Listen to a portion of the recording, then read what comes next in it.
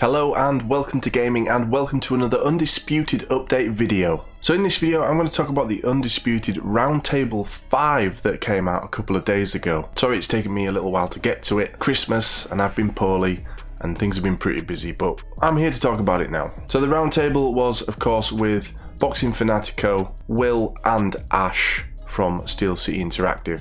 We're also going to discuss kind of what the future of Undisputed is with the recent announcement of the publisher deal that they have managed to secure.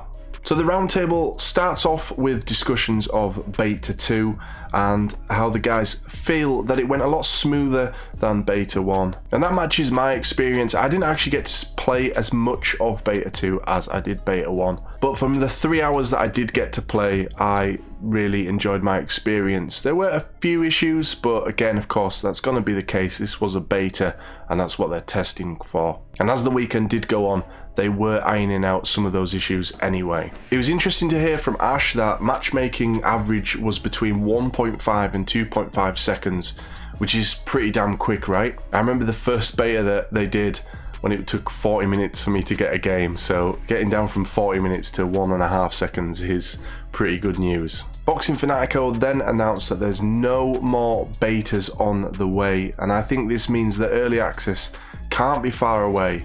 And if you couple that with the fact that they have just announced a publisher agreement, this surely means that Undisputed is super close to early access. Some of the issues that they discussed were issues that I faced myself during Beta 2. So Ash spoke about the dazed states. So when your boxer or your opponent's boxer is in a dazed state, is struggling to stay on their feet. It was quite easy to actually stay on your feet during this beta, a lot easier than it was in the previous one.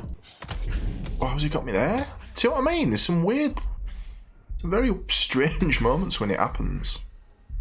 There's many times when people were getting stunned by myself and I was struggling to even sort of keep up with them in the ring, which shouldn't really be the case. If you've been stunned, your coordination isn't going to be as good as your opponent, right? So it was quite frustrating chasing after them, and then by the time you had got into a position where you had caught up with them and you could start laying punches back on them, the stun phase ended. So they obviously know that this is an issue and they're going to look into it and hopefully fix that. It happened the other way for me as well. I got stunned myself and was able to stay on my feet far too easily from my opponent. Ash also spoke about latency issues that were allowing ghost punches. Now this is something that again I saw happen. It happened to me. There's a short on the channel of this happening where your opponent was doing a punch from the complete opposite side of the ring. They were nowhere near you. There was like 2 meters between the pair of you, and it was sending your boxer into a stunned state. And it was quite frustrating to try and deal with it. And it happened a couple of times for me during the Beta 2. But yeah, it's not looking good, this.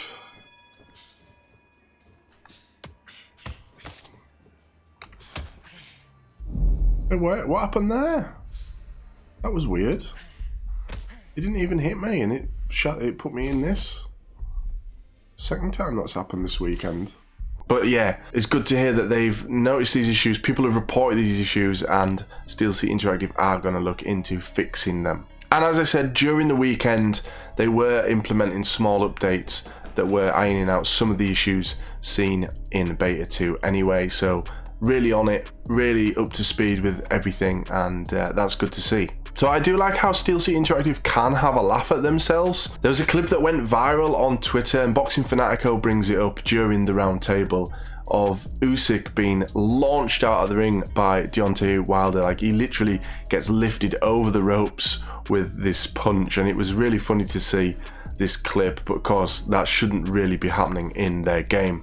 Steel City Interactive were poking fun at their own game. They were poking fun at the fact that this happened, and I think that's quite good that they can have a laugh at themselves and not be too serious about things at times. So the big news, and of course this was announced previously on Twitter about a week ago now, Steel City Interactive have been trying to find a publisher for a while for Undisputed, and they have now partnered with PlayOn. So PlayOn is a publisher that they've partnered with, as you may have heard. And as you can imagine, this is going to open up like massive opportunities for Steel City Interactive and Undisputed, and possibly with any future games if Steel City Interactive decide to do more games. It could be that they've got an agreement in place with PlayOn for future titles as well. But obviously the main focus is Undisputed right now. It means the game can reach a wider audience. They were discussing the fact that, you know, they're developing the game in English because they're English speakers, but PlayOn will be able to help with them for possibly opening that up into different language markets, getting translations, getting different audio in different languages maybe into the game, and things like making it easier for them to get the game onto Xbox and PlayStation. Of course, the game's planned for Xbox and PlayStation as well as PC, but having a publisher that has links to the industry already does make things a lot easier for Steel City Interactive. So they close out by saying that they'll see us in 2023, and they said about having time off, allowing their team to have time over the holidays. Of course, you would expect that, but I do think that we're going to hear an early access announcement really soon. My initial guess was that we would see the early access late 2022. That of course didn't happen. I did reevaluate that prediction in one of my videos and said it'll be early 2023 now, and I think we're on course for that. So I'm expecting for the future of Undisputed, we're going to come back after the holidays and we're possibly going to get an early access announcement. As I say, there's no more betas planned, no more beta testing. There's other things that they need to get right. Of course, this has been a beta, so there's multiplayer beta, and we've been able to play each other, but we haven't really played the AI, so there's things like that that need sorting out. Of course, we got a tutorial in the latest beta, so that was a bit of a step towards fighting the AI, but not full fights. And there's lots of other things that are going to need to be implemented for early access. I feel like early access will be kind of like a soft launch, and they won't have everything that's going to be in the full launch. I mean, that's pretty much how an early access works. And again, they'll be testing for any issues that we might see during early access and be looking to iron those out for full release. So let me know what you guys thought of this roundtable. Let me know what you think of the announcement of the publisher agreement with PlayOn. I want to know your thoughts. Let me know in the comments below, and I'll see you in the next video. I'm gonna lose this, guys. I can't get anything in here. She's just out on her feet. I thought I'd managed my stamina really well, but clearly not. This has got to be it. This has got to be it. You Saved by the Bell, though, is it, on the last round?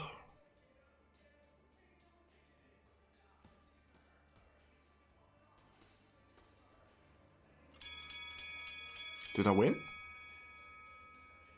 Did I win? I think I won.